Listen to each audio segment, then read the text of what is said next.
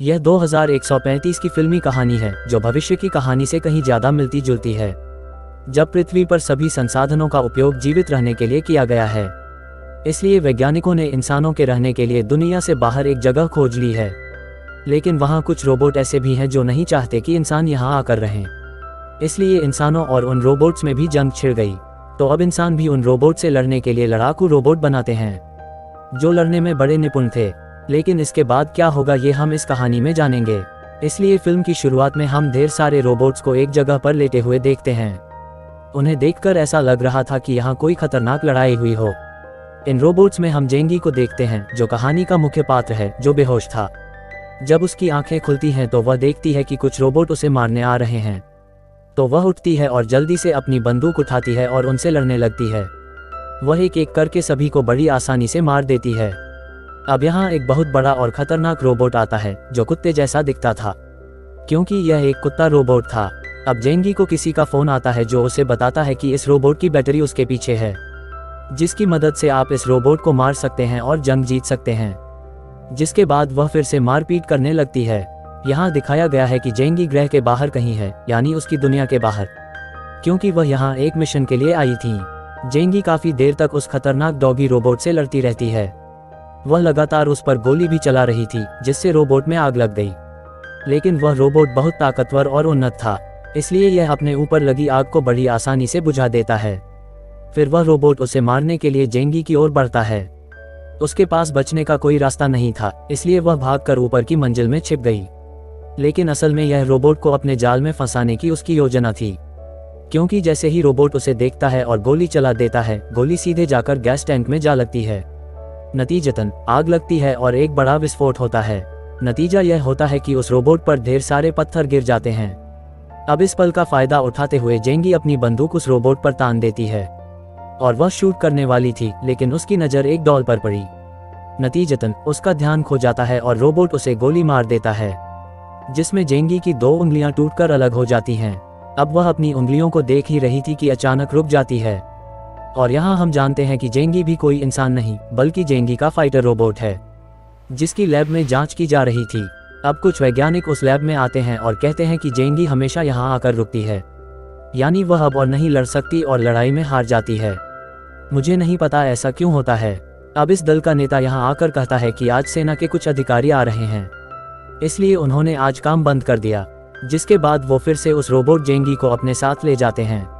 वे उसे अपने साथ इंटरव्यू रूम में लेकर आए थे, जहां उसके शरीर के सभी अंगों को अलग कर दिया गया और केवल ऊपरी भाग ही वहां रखा गया था। आइए उस लैब डायरेक्टर को भी देखें जो सेना के अधिकारियों के सामने प्रेजेंटेशन देने की तैयारी कर रहा था। वह टीम के लीडर से बहुत सारी बातें करते हैं कि मैं बहुत अच्छा प्रेजेंटेशन देता हूं और देखो मैं उन सबको चकित करूंगा। लेकिन जब अधिकारी यहां आते हैं तो वह उनके सामने बात करना बंद कर देती हैं। लेकिन फिर भी वह एक अच्छा प्रेजेंटेशन देने की कोशिश करते हैं, जिसमें उनका कहना है कि इस साल 2135 में धरती पर रहने के सारे साधन खत्म हो गए हैं, इसलिए यहाँ रहना संभव नहीं है। तो इन परिस्थितियों को देखते हुए वैज्ञानिकों ने इंसानों के रहने के लिए धरती से बाहर आसमान में जगह बनाई थी। लेकिन कुछ ऐसे रोबोट थे जो वहाँ रहते थे। वे विद्रोह पर इसलिए उतरे क्योंकि वे नहीं चाहते थे कि मनुष्य यहाँ आकर यहाँ के संसाधनों को नष्ट करें। इसलिए इंसानों और रोबोट्स के बीच जंग छिड़ गई, यानी खतरनाक युद्ध, और इस युद्ध का नाम एड्रियन वार है। अब उन रोबोट से लड़ने के लिए इस लैब ने फाइटर रोबोट बनाना शुरू किया। अब यह भी कहा जाता है कि यह युद्ध अभी से नहीं हुआ बल्कि कई वर्षों से चला आ रहा है। और इस एड्रियन युद्ध में जेंगी कोरिया का एक बहुत अच्छा सेनानी था। वह बहुत बहादुर थी, उसने कई लड़ाइयाँ भी जीती थीं। लेकिन एक लड़ाई में वह काफ़ी घायल हो गई थी, इतना कि वह कोमा में चली जाती हैं। इसके बाद लैब ने उसके दिमाग से सारा डेटा निकाल लिया और उसके जैसा ही एक फाइटर रोबोट बना दिया, जो हमने शुरुआत में देखा है। और इस प्रोजेक्ट का नाम भी जेंगी प्रोजेक्ट रखा गया। अब आर्मी ऑफिसर बताता है कि अगर जेंगी ने अपना आखिरी मिशन पूरा कर लिया होता, यानी कोमा में जाने से पहले, तो यह एड्रियन वॉर कई साल पहले ही खत्म हो गया होगा। लेकिन युद्ध समाप्त न होने के कारण वह तब से ऐसे ही चल रही है। वह यह भी कहती हैं कि अब वह जेंगी रोबोट से कैसे लड़ सकती हैं, क्योंकि वह अपने टेस्ट से बाहर नहीं आ पा रही है। दरअसल उनका टेस्ट कुछ ऐसा था कि उसकी साधना के लिए सारा वातावरण वैसा ही बना दिया जाता है जैसा युद्ध में होता है, लेकिन वह इसमें भी पास नहीं हो पाई। अब प्रस्तुति के बाद हम निर्देशक को देखते हैं जो बहुत खुश थे। वह अपने नेता से कहता है कि प्रस्तुति बहुत अच्छी थी और अगर सेना के अधिकारी हमारे लड़ाकू रोबोटों को पसंद करते हैं और वे परीक्षा पास करते हैं तो सेना हमें हरी झंडी देगी, यानी वे इन रोबोट्स को युद्ध में शामिल करेंगे और सेना में ले जाएंगे। नेता तब उसे बताता है कि यह परियोजना राष्ट्रपति की अनुमति से शुरू की गई है और आज वे हमारी प्रयोगशाला में आने वाले हैं। जिसके बाद नेता एक रोबोट का इंटरव्यू लेने जाता है। वह रोबोट जेंगी की तरह ही सब कुछ कर रहा था, क्योंकि उसने जेंगी का डेटा अपने दिमाग में डाल लिया था। फिर डेटा निकालने के बाद रोबोट टूट जाता है। अब यहाँ नेता अपने साथ काम करने वाले शख्स को एक बेहद चौंकाने वाली जानकारी देती है। वह कहती है कि असल में जेंगी मेरी माँ थी। वह हर युद्ध में मेरी वजह से जाती थी, क्योंकि बचपन में मुझे फेफड़े का कैंसर हो गया था। मुझे अपने इलाज के लिए काफ़ी पैसों की ज़रूरत थी। यही कारण था कि मेरी माँ को मेरे लिए जेंगी से लड़ना पड़ा। यह कहने के बाद वह अपने अगले टेस्ट के लिए जाती है और इस टेस्ट में इंसान और रोबोट में फ़र्क देखना था। नेता जब ट्रेन में बैठा था तो उसकी माँ जेंगी के बारे में सोच रही थी। जिसके बाद ये कहानी बीते दिनों में चली जाती है, जहां हमें नेता के बचपन का वो सीन दिखाया जाता है जब उनका ऑपरेशन होने वाला था, जबकि उसकी माँ जेंगी किसी मिशन पर जा रही थी। वह बहुत खुशी के साथ अपनी बेटी को अलविदा कहती है और यह भी कि जैसे ही मैं युद्ध से आऊँगा मैं तुमसे मिलूंगा, मेरे प्रिय, अपना ख्याल रखना। अब कहानी फिर से वर्तमान समय में आती है, जहाँ नेता डॉक्टर के पास गए थे। डॉक्टर उसे बताता है कि हमने बचपन में आपके फेफड़ों का ऑपरेशन किया था, लेकिन इसके बावजूद आपका कैंसर बढ़ रहा है। मुझे दुख के साथ कहना पड़ रहा है कि तुम मरने वाले हो। आपके पास केवल 2 महीने हैं, तो मैं आपको सलाह दूंगा कि आप अपने दिमाग का डाटा किसी और बॉडी में डाल दें। जिसके बाद डॉक्टर उसे ऐसा करने के 3 विकल्प देते हैं। पहला यह कि उसे मनुष्य के सभी अधिकार और अधिकार प्राप्त होंगे। दूसरा यह कि उसे सारे अधिकार मिल जाएंगे, लेकिन कुछ चीजें ऐसी हैं जो उसे नहीं करनी हैं, और वह है शादी करना, घूमना फिरना आदि। और तीसरा बिल्कुल फ्री है, यानी वह इस ऑप्शन से अपना डाटा किसी भी कंपनी को दे सकता है, लेकिन इसमें उन्हें इंसान नहीं माना जाएगा। उसके डेटा के इस्तेमाल पर कोई पाबंदी नहीं लगाई जाएगी। सरकार भी इस डेटा का इस्तेमाल कर सकती है। बदले में ऐसे व्यक्ति को धन भी दिया जाएगा। अब जब नेता वहां से चला गया तो हमें पता चला कि डॉक्टर भी रोबोट है। जिसके बाद कहानी एक बार फिर अतीत में चली जाती है, जहां ये नए नेता की दादी को एक समझौते के बारे में बताते हैं। वे कहते हैं कि आप इस समझौते पर हस्ताक्षर करते हैं।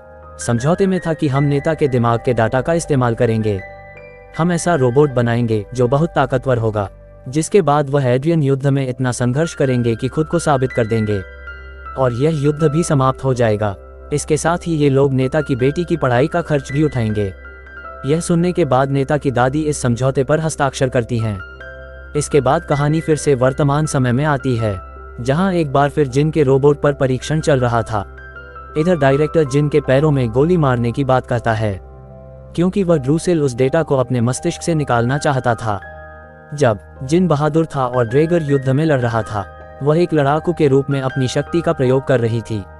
अब इस बार की जांच में उसके दिमाग का वह हिस्सा काम करने लगता है जो पहले कभी नहीं जल पाती थी।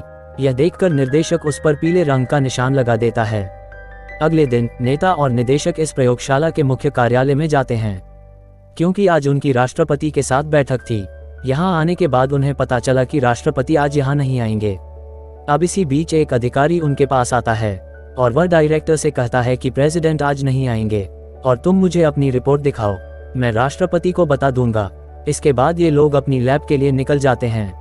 यहाँ आकर उन्हें पता चलता है कि राष्ट्रपति यहाँ आए हैं। यह जानकर ये दोनों राष्ट्रपति से बात करने जाते हैं। हाँ, तभी अचानक डायरेक्टर रुक जाता है। वह जम गया था जैसे वह जम गया हो, जिससे हमें पता चलता है कि निर्देशक खुद एक रोबोट है। इसके बाद ये लोग राष्ट्रपति के पास जाते हैं।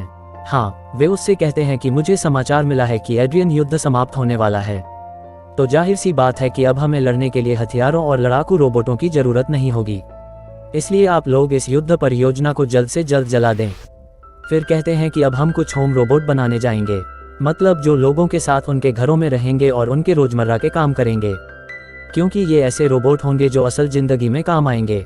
जिसके बाद वे नेता को बताते हैं कि कई साल पहले मैंने अपने दिमाग के डेटा की मदद से एक रोबोट बनाया था, जो कोई और नहीं बल्कि ये डायरेक्टर है, यानी ये डायरेक्टर राष्ट्रपति द्वारा बनाया गया रोबोट है। इसके बाद राष्ट्रपति अपने डायरेक्टर के रोबोट पर चिल्लाते हैं और वहां से निकल जाते हैं। मतलब सक्रिय करने से अब ये लोग फिर से अपना इम्तिहान लेने लगते हैं, जहां हर बार की तरह युद्ध आकर रुक जाता है, जिससे राष्ट्रपति काफी नाराज हैं, क्योंकि इतनी कोशिशों के बाद भी वॉर रोबोट इस टेस्ट को पास नहीं कर पाया था। फिर ये लोग वॉर रोबोट को इंटरव्यू रूम में ले जाते हैं, जहां डायरेक्टर आता है और युद्ध का हाथ काटने को कहता है, क्योंकि वो ये चेक करना चाहता था कि उसके दिमाग का वो पीला हिस्सा काम कर रहा है या नहीं।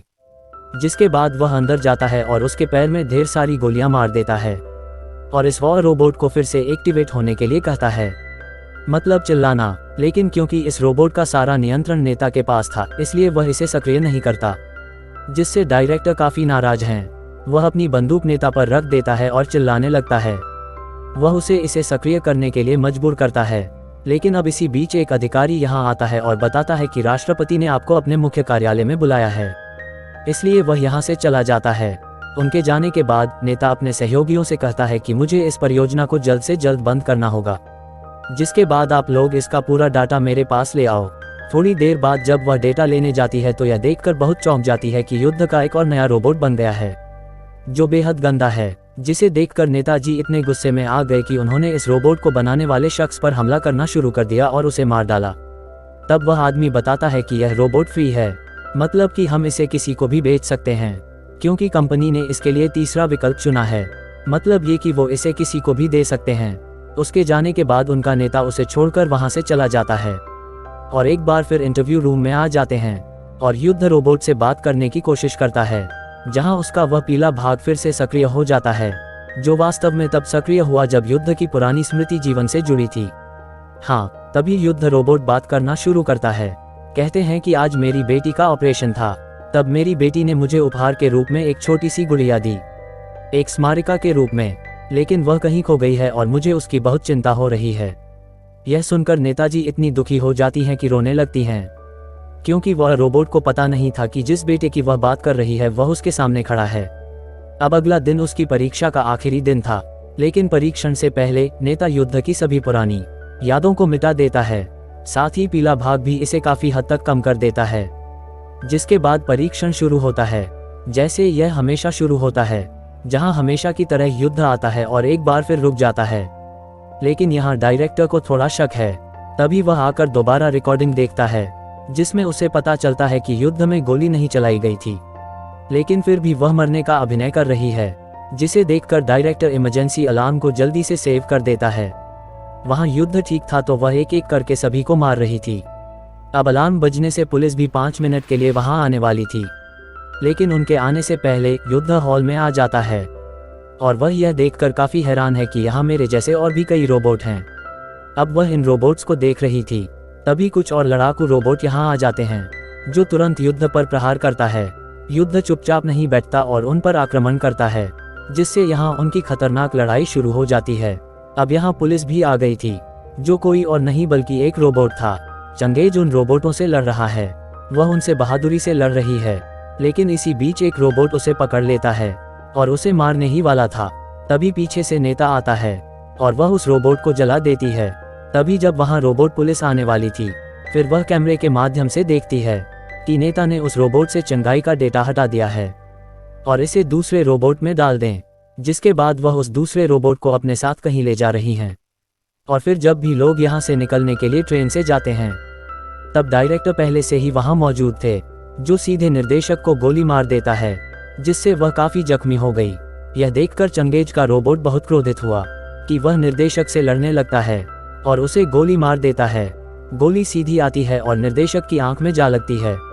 और अब डायरेक्टर यहाँ आता है और पाता है कि मैं खुद एक रोबोट हूँ, लेकिन अब वह ज्यादा खुश और ज्यादा खतरनाक था। यहाँ वह खूब हंसने लगते हैं और जाकर चंगेज के रोबोट पर हमला कर देता है और अब इन दोनों के बीच खतरनाक लड़ाई देखने को मिल रही है। इसी बीच रोबोट पुलिस भी यहाँ आ जाती है, जहाँ चंगेज अकेले उनसे लड़ता है और उनसे लड़कर मर जाता है। इस मारपीट में ट्रेन का एक हिस्सा टूट गया, जिससे ट्रेन अलग हो जाती है, जिससे डायरेक्टर और चंगेज नीचे गिरने लगते हैं। लेकिन सही समय पर नेता चंगेज को ऊपर खींच लेता है और डायरेक्टर नीचे गिर जाता है। जिसके बाद नेता चंगेज से कहता है कि बाकी लोग कभी भी यहाँ आ जाएंगे, फिर कौन पकड़ेगा, इसलिए आपको यहाँ से जाना होगा और अब से आप अपनी जिंदगी को अपने हिसाब से खुलकर जिएं। जिसके बाद दोनों माँ बेटी ने एक दूसरे को आखिरी बार गले लगाया और एक दूसरे को अलविदा कहें और चंगेज यहाँ से भाग जाता है। वह पूरी तरह आज़ाद थी, बार बार उस टेस्टिंग लैब और एग्रीमेंट से ऐसा स्वतंत्र और शांतिपूर्ण जीवन पाकर वह बहुत खुश थी। और इसी के साथ फिल्म यहीं खत्म हो जाती है।